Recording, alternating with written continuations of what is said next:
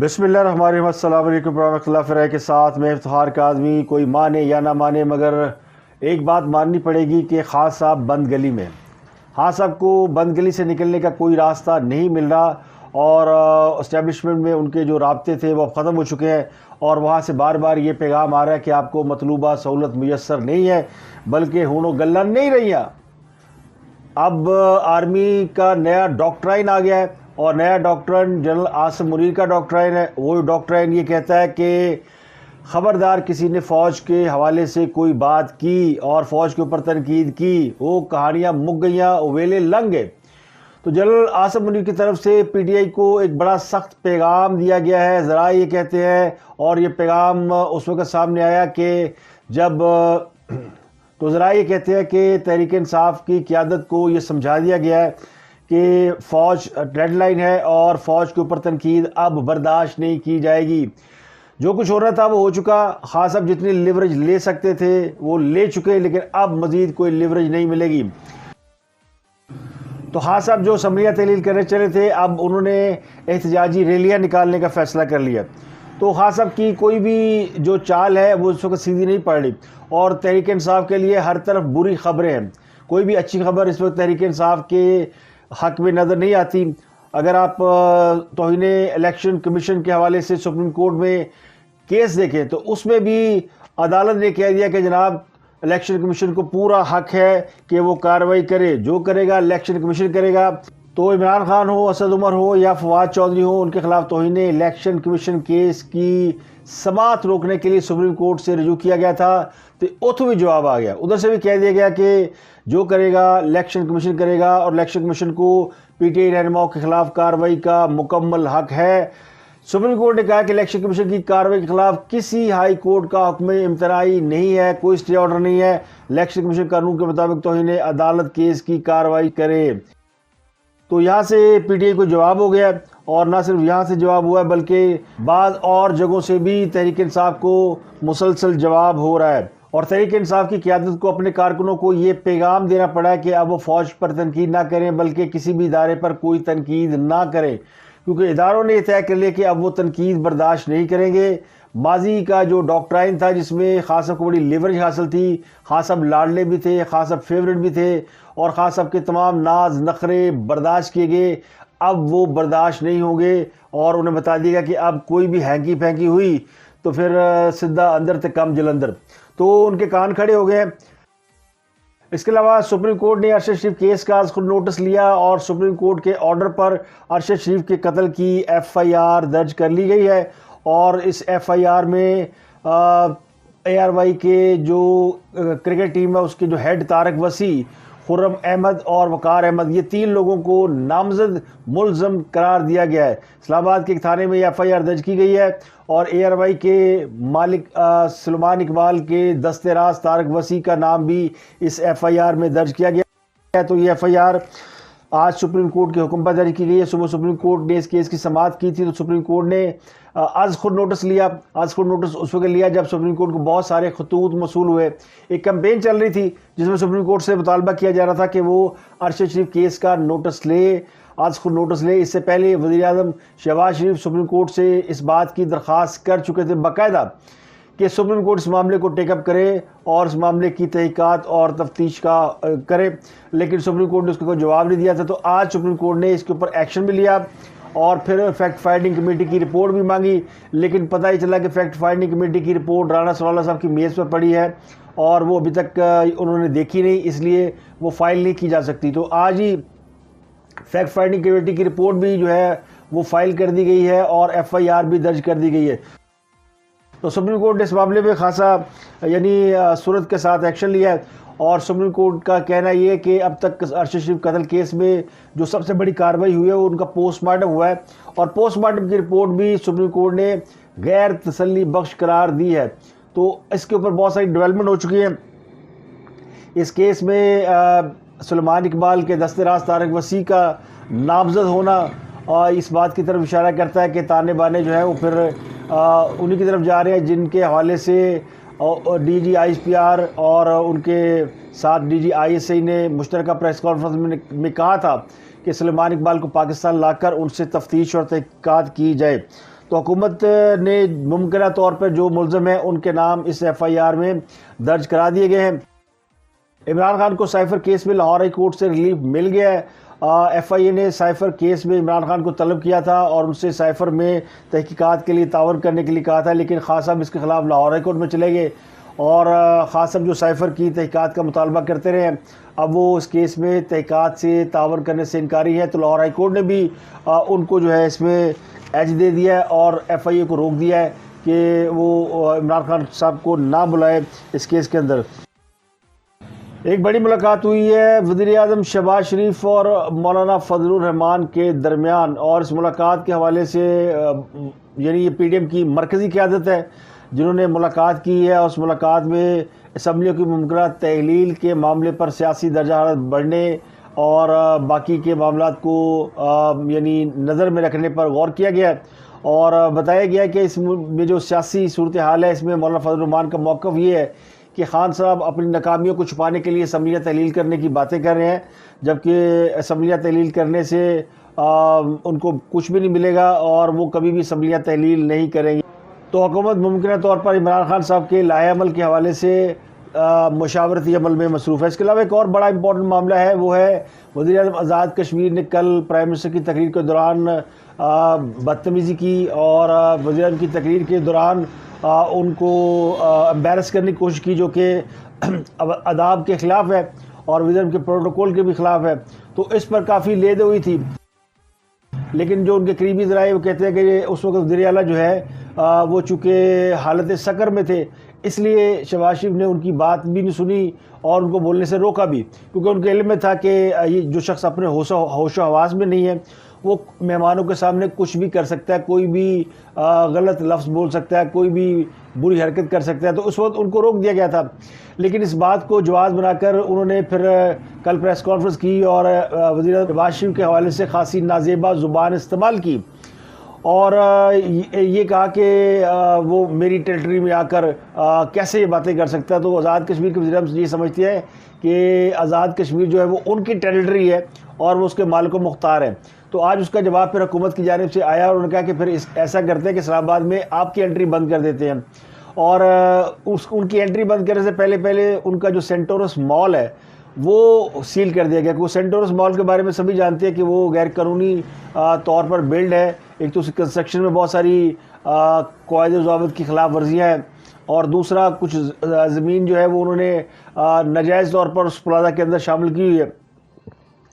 تو کہنے والے کہتے ہیں کہ وہ اپنے شاپنگ مال کے لیے اسلام آباد میں وہ پرائم منسٹر سے این او سی لینے کی خواہش رکھتے تھے، لیکن چونکہ معاملہ خراب ہو گیا ہے اور اب دونوں دو بدو ہیں، تو اس پر پھر کافی ہنگامہ برپا ہے اور اسلام آباد کے اندر فضا کافی کشیدہ ہے۔ اسلام آباد میں جو تاجر اور دکاندار ہیں انہوں نے اس کے حوالے سے مظاہرہ بھی کیا، احتجاج بھی کیا، لیکن اس کے بعد پھر اطاعت تارڑ نے پریس کانفرنس کی، تو اطاعت تارڑ نے پھر یعنی انہوں نے کہا ہاؤ ڈیئر سردار الیاس، آپ کیسے پرائم منسٹر کے ساتھ تکرار کر سکتے اور یوں کر سکتے ہیں۔ تو بہرحال اطاعت تارڑ صاحب کو بھی ذرا ہوش کے ناخن لینا چاہیے، وہ ان کے بارے میں تو نہیں کہہ سکتے وہ حالت سکر میں چلے۔ سردار الیاس تو ان کے اوپر یہ الزام بھی ہے، ان کا ٹریک ریکارڈ بھی ایسے کہ کبھی وہ اپنے ہوش و حواس میں نہیں بھی ہوتے، لیکن جو لوگ ہوش و حواس میں ہیں ان کو تو کم از کم اپنی زبان ٹھیک رکھنی چاہیے۔ تو اطاعت تارڑ کی جو پریس کانفرنس ہے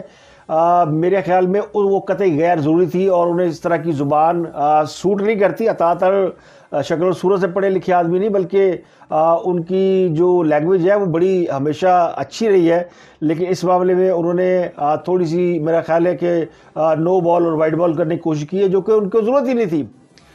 سردار الیاس کے بارے میں سب کو پتہ ہے اور ان کی جو اس حرکت ہے اس کے اوپر خود یوتھیا بھی شرمندہ ہے،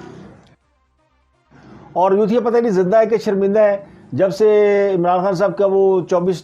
نومبر کا لانگ مارچ اور دھرنا ٹائم فش ہوا ہے، اس کے بعد سے وہ نہ حقیقی آزادی کے نعرے لگاتے ہیں، نہ وہ شیئر کرتے ہیں کہ کیا ہم کوئی غلام ہیں۔ میں نے اب دیکھا وہ گاڑیوں کے پیچھے بڑے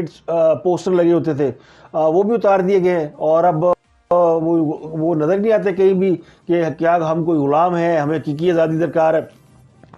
تو بہرحال بات جو ہے نا وہ انقلاب جو ہے وہ جیسے جیسے سال 2022 اپنے اختتام کی طرف بڑھ رہا ہے، ویسے ویسے خان صاحب کا انقلاب جو ہے وہ اپنی آخری سانسیں لے رہا ہے، اور خان صاحب جن کا آخری شاید جو کارڈ ہے وہ اسمبلیاں تحلیل کرنا ہے، وہ بھی ان کا کٹائی میں پڑ چکا ہے، کیونکہ پنجاب کے وزیر اعلیٰ نے ان کی ساری کیے کرائے پہ پانی پھیر دیا ہے اور ان کو بتا دیا کہ جناب میسج آ گیا کہ کوئی نیا وینچر نہیں کیا جا سکتا، اور 4 مہینے تو بالکل کچھ نہیں کیا جا سکتا۔ تو پرویز الہی صاحب نے اسٹیبلشمنٹ کے ساتھ اپنے تعلقات کے تجدید عہد وفا کا دعویٰ کرتے ہوئے یہ کہا کہ وہ جو نئی قیادت ہے وہ چاہتی یہ ہے کہ فلاں فلاں فلاں، یعنی انہوں نے یہ دعویٰ کر دیا کہ جو نئی قیادت ہے ان کے ساتھ ان کے رابطے ہیں، اور اس وقت شاید پاکستان میں وہاں سیاسی جماعت ہے مسلم لیگ کاف جس کے رہنما یہ دعویٰ کر رہے ہیں کہ وہ نئی فوجی قیادت کے ساتھ رابطوں میں ہے۔ یہ دعوے تو پی ٹی آئی بھی نہیں کر رہی اور دعوے کوئی اور جماعت بھی نہیں کر رہی، کیونکہ آرمی چیف جو ہے وہ تو 2 روز پہلے پاکستان انڈیا بارڈر کا دورہ کیا تھا، آج وہ میران شاہ پہنچے ہیں اور پاکستان افغانستان بارڈر کا دورہ کر رہے ہیں، وادی تیرا، میران شاہ، وہ جتنے علاقے ہیں جو افغانستان کے ساتھ ملتے ہیں۔ تو آرمی چیف تو بتا رہے ہیں کہ جناب ہمارا تو اول پریورٹی حفاظت ہے ملک کی اور ہم نے یہی کرنا ہے، لیکن جو اندر کھاتے خبریں ہیں وہ یہ ہے کہ پی ٹی آئی کی جانب سے فوج کے خلاف جو مسلسل ٹرینڈ بازی ہو رہی تھی نا، اس کے اوپر کافی ریاکشن دیے گئے ہیں، اور پھر ابھی جو پنڈورا باکس کھولا انہوں نے باجوہ صاحب کے حوالے سے چودھری پرویز الہی نے اور عمران خان صاحب نے، اس پہ بھی خاصا رد عمل فوج خالی آرمی چیف کا نام تو نہیں ہوتا نا، اور بھی وہ لوگ کام کرتے ہیں،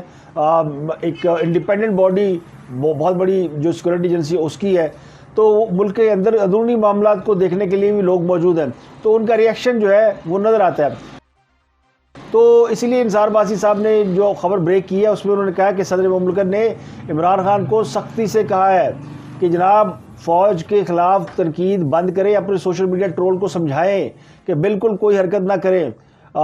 یعنی یہ پیغام پریزیڈنٹ پاکستان کو دیا گیا کہ اپنے بندیاں کو سمجھا لو، نہیں تو خیر نہیں گئی۔ تو عارف علوی صاحب کی دوڑیں لگ گئی ہیں، تو ان کا جو میسج ہے وہ پی ٹی آئی کے جو گروپ ہے، کور گروپ، ان کے اندر وائرل بھی ہے، اور پھر عمران خان صاحب نے بھی اپنے لوگوں کو کہہ دیا کہ وہ فوج کے حوالے سے اپنی زبان کو ذرا کنٹرول رکھیں۔ تو سوشل میڈیا سے اب پی ٹی آئی کے جو وہ ہارڈ لائنر ہے نا وہ غائب ہے، تو اس کا مطلب ہے کہ قیادت اگر چاہے تو پھر لوگ بے قابو نہیں ہوتے۔ تو اسی طرح اگر باجوہ صاحب کے خلاف جس طرح کمپین چل رہی تھی تو اس وقت عمران خان کہتے تھے کہ یہ تو ہمارے کنٹرول میں نہیں ہے، پتہ نہیں کون چلا رہا ہے، لیکن وقت نے ثابت کر دیا کہ اگر وہ چاہے تو یہ اس وقت بھی یہ نہیں ہو سکتا تھا، اور آج بھی اگر رکا ہے تو ان کے حکم سے رکا ہے۔ تو اس وقت اگر فوج کے خلاف تنقید ہو رہی تھی یا فوج کے اوپر تبرے بازی ہو رہی تھی تو اس وقت بھی عمران خان صاحب کے حکم سے ہو رہی تھی۔ تو اب عارف علوی کی، یعنی عارف علوی چونکہ انسائڈر ہے نا، پریزیڈنٹ کے ساتھ تو تعلق رہنا ہے، آرمی چیف کا بھی رہنا ہے، فوج کے سارے لوگوں کا بھی رہنا ہے، پرائم منسٹر کا بھی رہنا ہے، تو وہ تو اندر کے آدمی ہے، وہ پھر جہاں انہیں پتہ چلے گا کہ حالات کس طرف جا رہے ہیں، وہ حالات کو بھانپ گئے ہیں۔ انہوں نے حالات کو بھانپ کے عمران خان کو کہا کہ عمران خان صاحب ذرا آہستہ، ہمارے لیے اب وہ سارے دروازے بند ہو چکے ہیں، دروازے کھلنے میں وقت لگے گا، لیکن ابھی آپ نے اپنے آپ کو کنٹرول کرنا ہے۔ دوسرے پاس پرویز الہی نے آگے سمجھاتا کہ جناب حالات جو ہیں وہ ابھی ایسے نہیں ہے کہ جس میں ہم کو نیا وینچر کرنے جائیں، چھوٹی موٹی ریلیاں چلیے کر لو، احتجاج کر لو، الیکشن تیاری کر لو، ادھر ادھر بیان بازی کر لو، تو بیان بازی چل رہی ہے، خان صاحب کی بیان بازی فل فلیج چل رہی ہے۔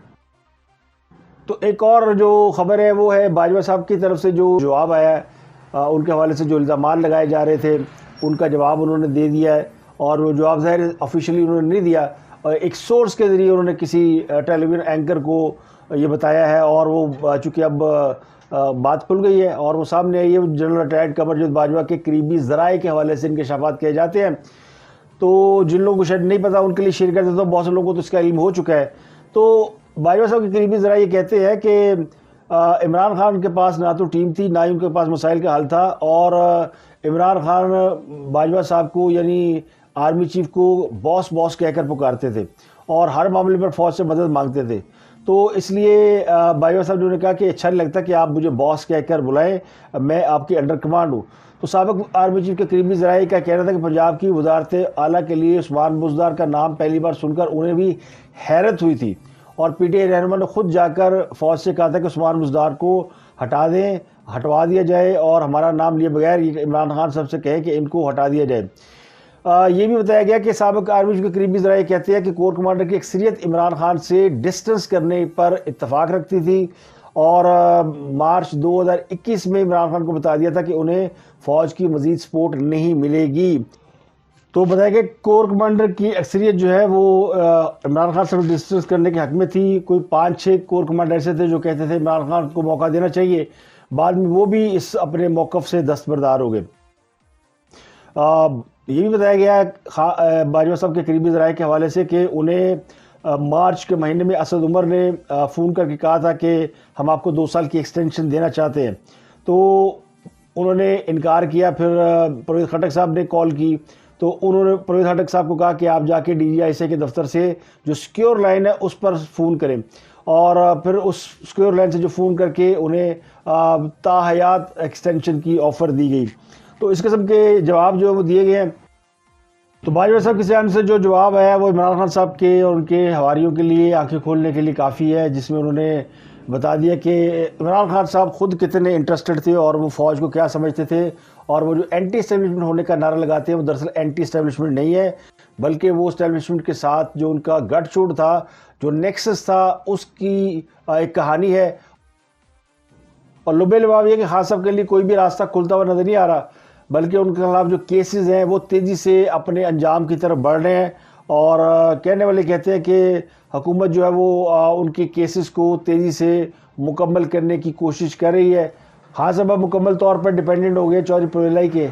کیونکہ پرویز الہی نے یہ ثابت کر دیا ہے کہ اسٹیبلشمنٹ ان کے رابطے میں ہے، اور وہ اسٹیبلشمنٹ کے لیے پیغام رسانی بھی کر رہے ہیں اور ترجمانی کے فرائض بھی انجام دے رہے ہیں، بلکہ اس وقت اسٹیبلشمنٹ کا کوئی سیاسی اثاثہ ہے تو وہ چودھری پرویز الہی ہیں۔ تو عمران خان کے پاس اب کوئی اور رابطہ نہیں رہ گیا۔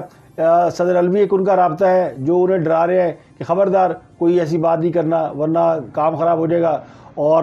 دوسرے چودھری پرویز الہی ہے وہ بھی انہیں کہہ رہے ہیں کہ خبردار کوئی ایسا کام نہیں کرنا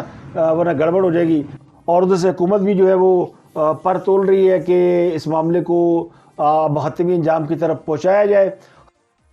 نے کل اس بات کا اعتراف کیا تحریک انصاف کے لوگوں نے کہ ان کے حکومت کے ساتھ کچھ معاملات چل رہے ہیں، کچھ بات ہو رہی ہے، لیکن باضابطہ طور پہ کوئی مذاکرات نہیں ہو رہے۔ اسحاق ڈار جب صدر مملکت عارف علوی صاحب سے ملنے گئے تھے، یہ اس وقت کی بات ہے، اور وہ بھی آپ کو پتہ ہے کہ ان کو بتا دیا گیا تھا کہ آپ نے بالکل بلا چوچرا آرمی چیف کی سمری پہ دستخط کرنے ہیں، تو یہ معاملہ بھی اسحاق ڈار نے جا کے سیٹل کیا تھا۔ تو خان صاحب کے پاس اب صرف یہ رہے گا کہ وہ اپنی الیکشن کمپین کو ڈور ٹو ڈور جا کر چلائیں اور اپنے مقدمات کے فیصلہ ہونے کا انتظار کریں، اور دعا کریں کہ کوئی فیصلہ ان کے خلاف نہ آئے، ورنہ پھر مچھ جیل تے تیار ہی ہے۔ تو اب تک کے لیے اتنا ہی۔ اپنا گرد و نواح کے لوگوں کا بہت خیال رکھیے گا۔